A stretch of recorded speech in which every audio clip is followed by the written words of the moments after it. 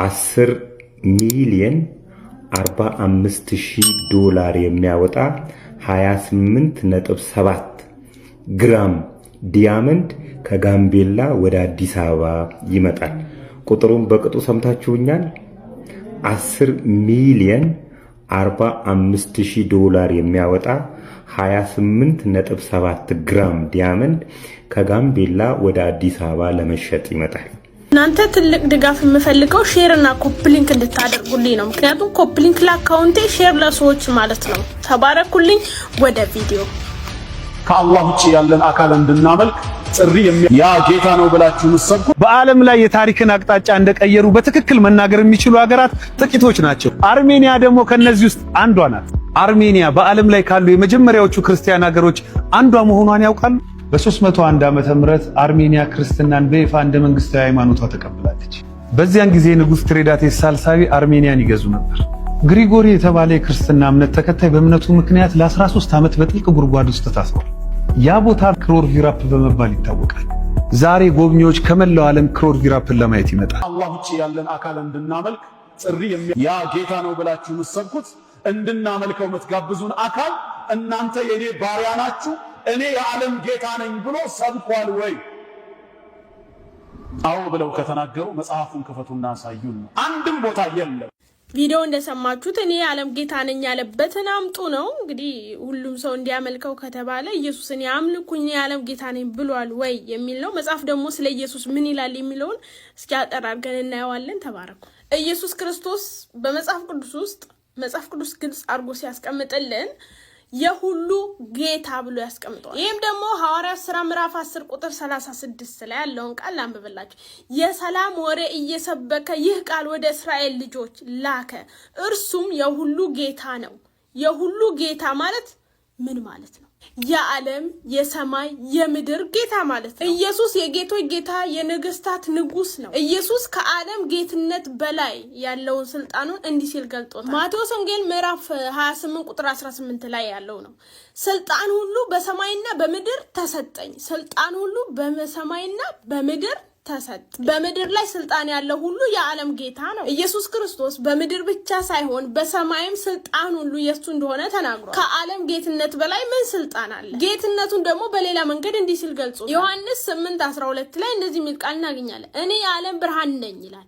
የሚከተለኝ የህይወት ብርሃን ይሆንለታል እንጂ በጨለማ አይመላለስም። መላውን ዓለም በብርሃን መምራት የሚችለው የዓለም ጌታ ብቻ ነው።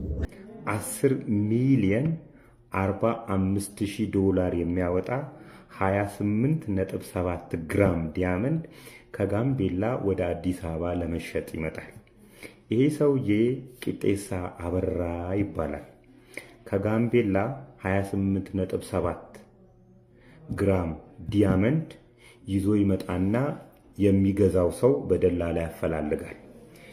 በጊዜው ምንዛሬ 60 ሚሊዮን የኢትዮጵያ ብር ይሸጥና ሰዎቹ ይሄንን ብር በዶላር ይሰጡታል። በዶላር 10 ሚሊዮን 45,000 ብር ሲሰጡት በዶላር አልፈልግም፣ በብር ቀጥታ አካውንቴ ላይ አስገቡልኝ ይላቸዋል። በጊዜው ሰዎቹ ብር አልነበራቸውምና በቃ ዘርዝረን ሰኞ ዕለት እናስገባልሃለን አካውንት ላይ፣ እስከዛው ድረስ ዲያመንዱ አንተ ጋር ይቀመጥ፣ ብሩን ያዝነውም ዶላር እኛ እንዘረዝራለን ይሉና በዚህ ይስማማሉ። ቂጤሳ ከጋምቤላ ነው የመጣውና ሌባ ይፈራና ወደ ቸርች ይሄዳል። እስራኤል ዳንሳ ጋር ማለት ነው። አንድም ከሌባ ፍራቻ ነው፣ አዲስ አበባ ሌባ ይሰርቀኛል ብሎ ነው።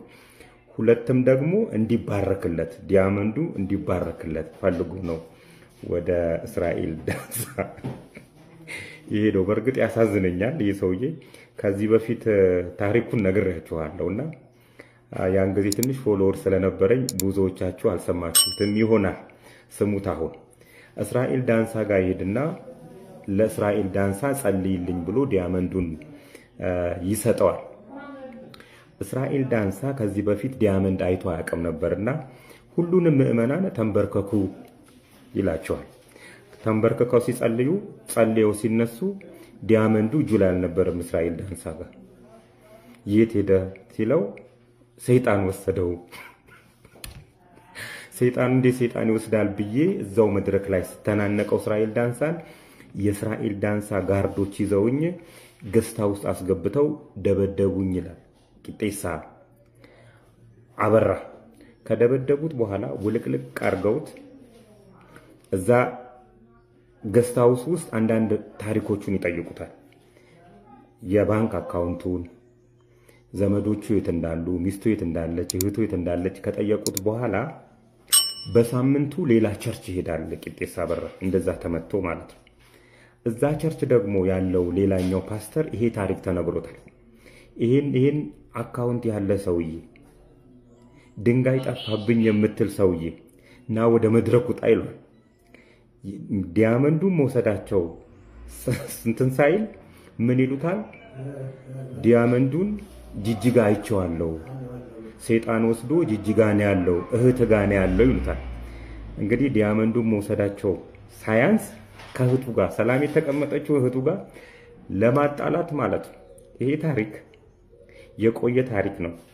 2011 ዓመተ ምህረት ላይ የተከሰተ ቢሆንም አሳዛኝና የኛ እነዚህ የሐሰተኛ ነቢያት ሌብነቶቻቸውን ግልጥ አድርጎ ያሳየነውና ኢሳት ዶክመንተሪ ላይ ተጨማሪውን አዳም